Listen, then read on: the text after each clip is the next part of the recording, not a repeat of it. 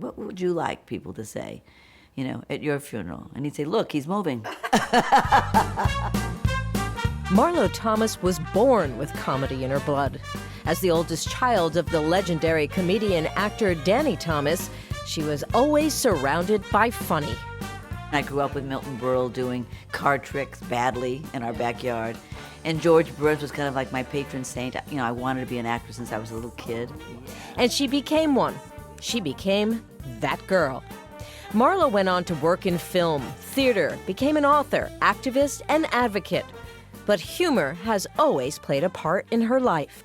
In an interview with AARP, the magazine, Marlow talks about her new book, Growing Up Laughing, and how she uses humor to keep friends and family close. All right, too many hands on hips. Too many hands on hips. One friend that keeps her laughing and all of us entertained is actress, singer, and funny lady Bette Midler. The two sat down for an exclusive interview for AARP, the magazine, in Marlow's New York City penthouse apartment. They dished about Marlow's book, comedy, helping others, and what's next.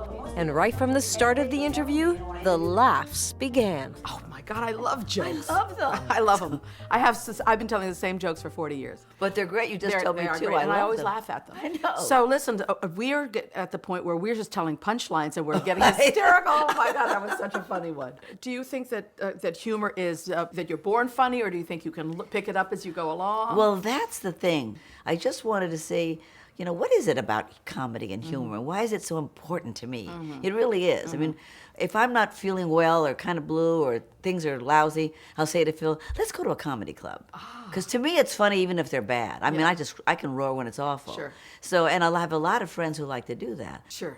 Yeah. Now, in life, who are your favorite comedians? Who do you like to go? Who are the I females? love Rita Rudner. I love Roseanne Barr. Uh-huh. I like Joan Rivers. I love Joan Rivers.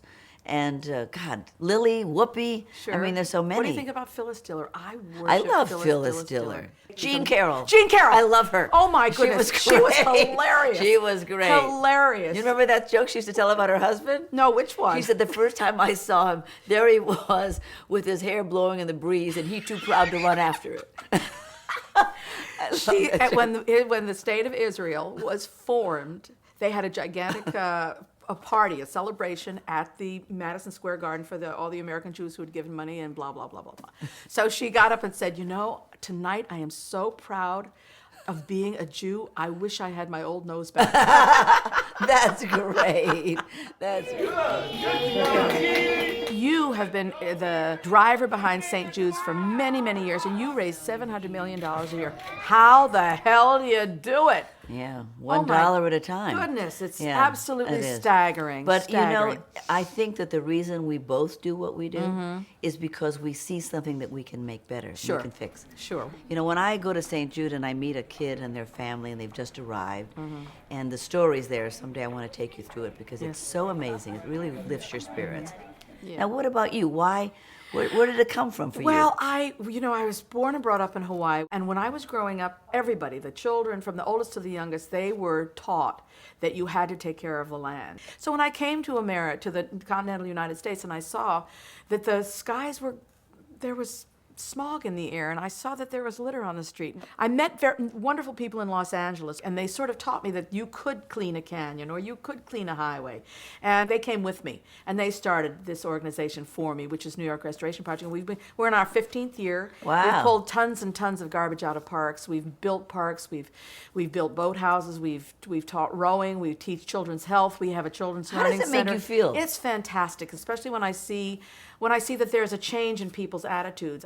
We were talking about reinventing yourself, Well, yes. and You can only do that so much before you run out of ideas. Well, I know. I mean, but I have a new idea. oh, you do? That's right. What is it? Oh, tell me, please.